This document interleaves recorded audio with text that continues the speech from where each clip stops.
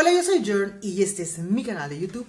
Y hoy llegamos papiamento 90. Sí, papiamento 90. Faltamos 10 más para llegar a los 100 y tenemos que explotar esto y hacerlo algo súper bien. Así que papiamento 90 y hoy, como estamos a unos días para la Navidad, les voy a enseñar palabras navideño. Palabra de Pascua.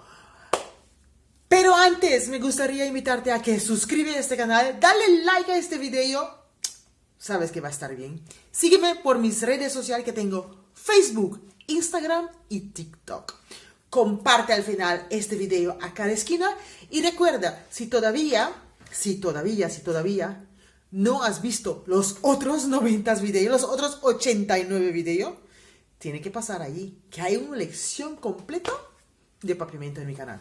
Navidad, Navidad, Navidad. Uy, es la temporada que más me gusta. A mí me encanta la Navidad, sí. ¿Y de cuál? Ayer, no, cuando lo ves esto, anteayer fue mi cumpleaños, sí. Y creo que es el mes más hermoso para cumplir año. Sí, es el mes más hermoso para cumplir año. En el mes de diciembre. Diciembre, vamos a empezar. Diciembre en papiamento es December, December, December. Diciembre, December. Navidad, Navidad, Pascua, Pascua, Pascua. En sí, en Semana Santa, el Pascua también dice Pascua, pero en papiamento lo especificamos.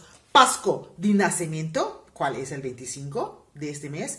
Y el Pascua es Pascua grande. Pero vamos a hablar Pascua, Pascua. ¿Y cómo voy a decir a alguien Feliz Navidad?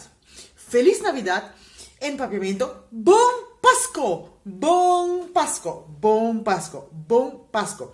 Árbol de Navidad. Árbol de Navidad es Kerstboom, Kerstboom. Luces de Navidad, luz de Pascua, luz de Pascua. Adornos de Navidad, ay, eso queda. Decoración de Pascua, decoración de Pascua, decoración de Pascua. Paña de Pascua, la ropa de Navidad, paña de Pascua. El nacimiento, pesebre, pesebre, pesebre, nacimiento, pesebre. Regalos, regalos, regalo, regalo, regalo. Estrella, estrella, estrella de Betlehem, estrella de Betlehem.